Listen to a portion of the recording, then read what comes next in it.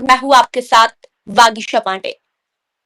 हेमंत सोरेन झारखंड के 14वें मुख्यमंत्री के तौर पर आज शपथ लेंगे शाम को 4 बजे। लेकिन उनके शपथ ग्रहण समारोह से पहले कुछ ऐसे सवाल जो कि चर्चाओं का विषय बन गए हैं। अब लोग ये चर्चा कर रहे हैं कि आखिर हेमंत सोरेन अकेले ही मुख्यमंत्री पद की शपथ क्यों ले रहे हैं।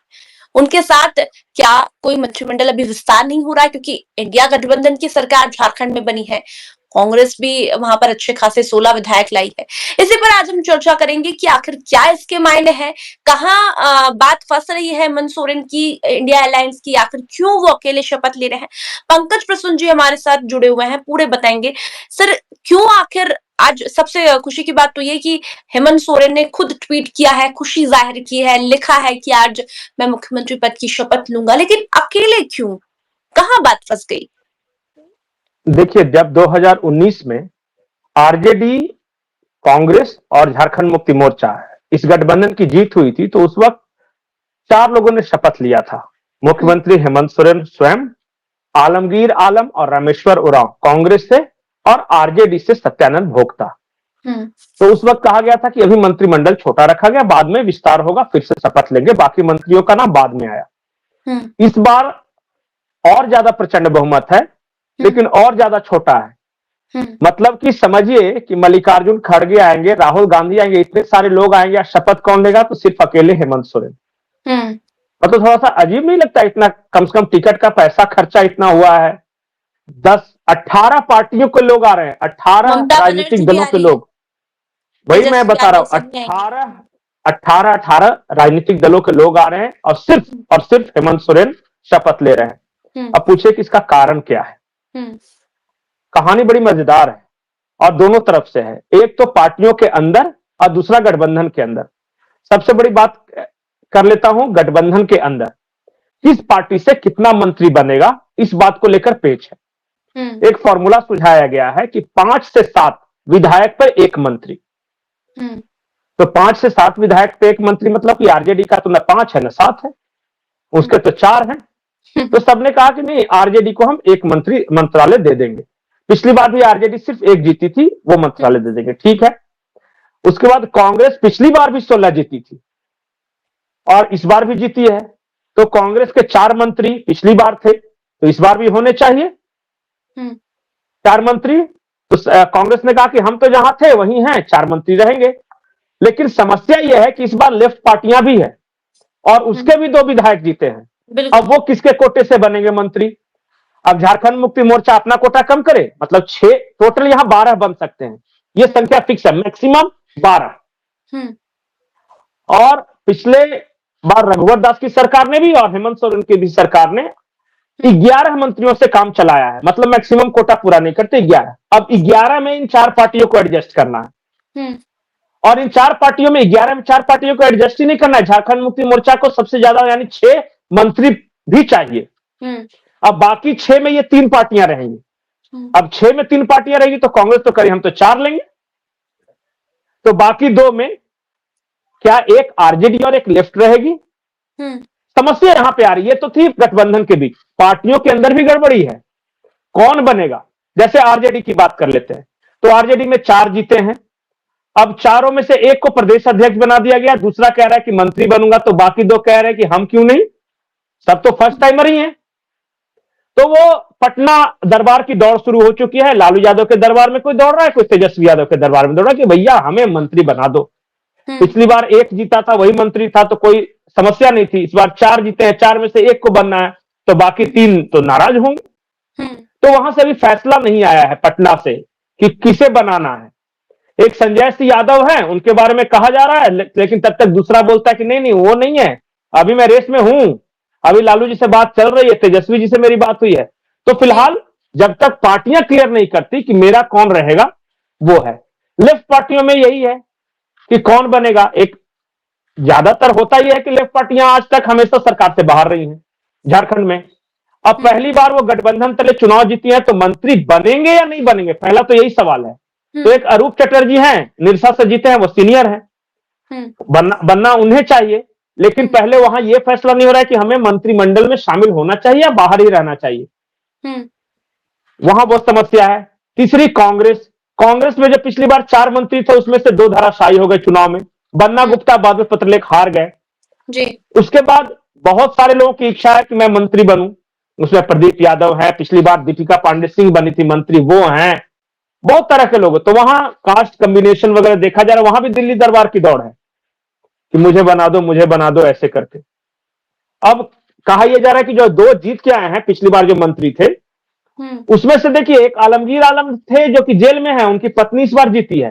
तो आलमगीर आलम बन नहीं सकते, बन्ना गुप्ता बन नहीं सकते, बादल पत्रलेख बन नहीं सकते। ले देकर एक रामेश्वर उरांव है जिन्हें अपनी सीट पक्का लग रही है। तो बाकी 3 के लिए बाकी लॉबिंग चल रही है। तो कांग्रेस के अंदर से भी अभी मैसेज नहीं गया है झारखंड मुक्ति मोर्चा को कि किसे बनाना है, वो तय ही नहीं हुआ है। सर तो ये इसी वजह से जी ये भी लड़ाई सामने आई है कि जो जेएमएम है वो 7 मंत्री चाहती है अपने, और वो ये भी चाहती है कि दूसरे नंबर की पोजीशन वो अपने किसी व्यक्ति को दे। डिप्टी सीएम कांग्रेस मांग कर रही है लेकिन जेएमएम पहले ही खारिज। तो कहीं यही तो पेच फंसा हुआ नहीं है कि डिप्टी सीएम कांग्रेस चाहती है? बिल्कुल। अच्छा बताइए कांग्रेस क्या क्या चाहती है? वो विधानसभा अध्यक्ष स्पीकर का पद चाहती है, या डिप्टी सीएम चाहती है, या कितने चाहती है मंत्री? वो तो कांग्रेस का तो कहना है कि हमें 5 चाहिए। पिछली बार 4 थे, 1 सीट खाली था, जो खाली वाला है हम इसे भर दो। तो झारखंड मुक्ति मोर्चा करिए कि हम 7 लेंगे, ताकि आपसे बड़ी पार्टी हम है। आप 16 जीते हो, हम 34 जीते हैं, दुगना से भी ज्यादा, तो कम से कम दुगना मंत्री होना चाहिए। तो भाई 7, 5, 12 आप ही ले लोगे, तो बाकी आरजेडी और लेफ्ट क्या करेंगे? तो यही तय नहीं हुआ है। कुल मिला के कहना यह है कि अभी तय ही नहीं हुआ है। मंत्री पद को लेकर बहुत जिच है, आपस में बहुत इधर उधर लॉबिंग वगैरह चल रही है। कांग्रेस दबाव बना रही है झारखंड मुक्ति मोर्चा पर, लेकिन झारखंड मुक्ति मोर्चा कम से कम पिछले 5 साल के अनुभवों से तो मैं साफ साफ कह सकता हूं कि कोई वैल्यू नहीं देने वाली, कि भाई जो हम जो बनाएंगे वो बनना पड़ेगा, नहीं तो बाकी आप अपनी देखिए। जेएमएम की बात कर रहे हैं आप? हाँ, जेएमएम कांग्रेस को ये साफ साफ कहेगी, दबाव में नहीं आने वाली, क्योंकि मजबूत है इस बार पहले से। मजबूत ही नहीं है, ये पूरा चुनाव ही जेएमएम ने लड़ा है, जेएमएम ने जितवाया है। बिल्कुल। अच्छा, 200 कांग्रेस के राहुल कल्पना सोरेन ने। हाँ, अच्छा ये प्रियंका गांधी आई थी झारखंड, अरे सोनिया गांधी आई थी झारखंड, राहुल गांधी 2 या 3 बार आए थे सिर्फ, उससे क्या हुआ? बाकी यहां कौन देख रहा था? तो चुनाव लड़वाओं में, जितवाओं में मंत्री पद आपको चाहिए ज्यादा, डिप्टी सीएम भी आपको चाहिए। तो झारखंड मुक्ति मोर्चा दबाव में नहीं आने वाला, लेकिन जिच है, पेच है, और यही सब वजह से अकेले शपथ लेना पड़ रहा है इतने प्रचंड बहुमत के बावजूद। तो मेरा सवाल कैसे होगा सर? अब सेटलमेंट मजबूरी देखिए कच्ची कैसे होगी, या फिर समझौता करेगी कांग्रेस यहाँ पर भी, झारखंड में भी? किंग मेकर नहीं, अखिलेश यादव ने एक बहुत मार्के की बात कही। उन्होंने कहा कि कांग्रेस से हमें प्यार व्यार है नहीं, क्योंकि भाजपा यहाँ इतनी मजबूत है और हमें उससे लड़ना है, तो इनको साथ लेके चलना पड़ता है, नहीं तो ये हमसे अलग रहेंगे तो कुछ वोट काट लेंगे इधर मुस्लिम का, तो इसलिए इन्हें मजबूरी में साथ रखना पड़ता है। यही बात यहां भी लागू होती है। झारखंड मुक्ति मोर्चा और कांग्रेस आपस में एक दूसरे को, ऐसा नहीं है कि बिल्कुल मोहब्बत है कि हम बहुत ज्यादा सैद्धांतिक रूप है इसलिए एक साथ आए। मजबूरी यह है कि अगर एक साथ नहीं आएंगे तो वहां भारतीय जनता पार्टी है, वो आ जाएगी सत्ता में, तो ये आ गए हैं। मजबूरी ऐसी है कि हमें साथ सरकार चलाना, नहीं तो भाजपा आ जाएगी। इस बार थोड़ा सा कांग्रेस का डर कम हुआ है। 5 साल तक तो धमका के रखे हेमंत सोरेन, देखो अगर मेरे से इधर उधर किया तो बीजेपी आ जाएगी, आप समझ ही रहे हो ना राहुल गांधी जी। तो नहीं, आप जो करना है करो जी, हम बीजेपी नहीं आनी चाहिए। मेरा एक आंख फोड़ दो तो फोड़ दो, लेकिन बीजेपी अंधी दिखनी चाहिए। अब झारखंड कांग्रेस के अंदर कम से कम ये डर कम है कि अब तो बीजेपी आने वाली नहीं है, 21 सीट लेके कहां आएगी। तो अब हम बार्गेन कर सकते हैं कि अब आओ मैदान में। और कांग्रेस चाह रही है कि कुछ ना कुछ बाह मरोड़े, जहां तक जितना रस निकाल सके निचोड़ के निकल सके, मैक्सिमम प्राप्ति कर सके। और इसीलिए ये हो ही रहा है। इंतजार थोड़ा सा जिच है, पेच है, लेकिन होता क्या है पता है? यहाँ के कांग्रेस के जो राज्य स्तर के नेता कितना भी अड़े, कुछ भी करे, अंत में हेमंत सोरेन बोलते हैं ठीक है मैं लालू जी या राहुल जी से बात कर लूंगा, तुम लोग का क्या वैल्यू है? ये बताइए सर, तो यही हो जाता है कांग्रेस को देखिए मंत्री पद तो मिलना ही है, लेकिन कहाँ डील होगी, मतलब कहाँ एडजस्टमेंट होगा, कौन सा मंत्रालय दिया जाएगा, ये तो बड़ा सवाल है। पिछली बार के बारे में बता रहा हूँ। पिछली बार मुख्यमंत्री थे हेमंत सोरेन, गृह मंत्रालय उनके पास था। लेकिन उसके बाद के दो जो पावरफुल मंत्रालय हैं, जैसे फाइनेंस मिनिस्ट्री था कांग्रेस के पास, बिल्कुल। और ग्रामीण विकास मंत्रालय था कांग्रेस के पास, आलमगीर आलम मंत्री थे, रामेश्वर राव फाइनेंस मिनिस्टर थे। और आरजेडी फारजेडी को श्रम वगैरह मिल जाता है, श्रम नियोजन वगैरह इस तरह का। अब इस बार कांग्रेस क्या चाह रही है कि मुझे हेल्थ मिल जाए, जो कि उनके पास पहले से था, मुझे एजुकेशन मिल जाए, जो कि कांग्रेस के पास पहले से था, फाइनेंस मिल जाए, ग्रामीण विकास मिल जाए, सब मिल जाए। अब तो वो पथ निर्माण पर भी दावा ठोक रहे हैं, क्योंकि उसमें भी कमाई बढ़िया है। तो ये कह रहे हैं। अब कांग्रेस की ये डिमांड है। झारखंड मुक्ति मोर्चा कह रही है कि देखिए, होम मिनिस्ट्री और ये गृह मंत्रालय, हाँ गृह मंत्रालय ये तो नहीं देने वाले, फाइनेंस दे देगी, लेकिन पथ निर्माण, भवन बिल्डिंग वाला डिपार्टमेंट, रिवेन्यू डिपार्टमेंट, ये सब झारखंड मुक्ति मोर्चा अपने पास रखना चाहती है। मतलब सारा कमाई वाला आपको दे दे यार, हम जीत के आए हैं ऐसे ही।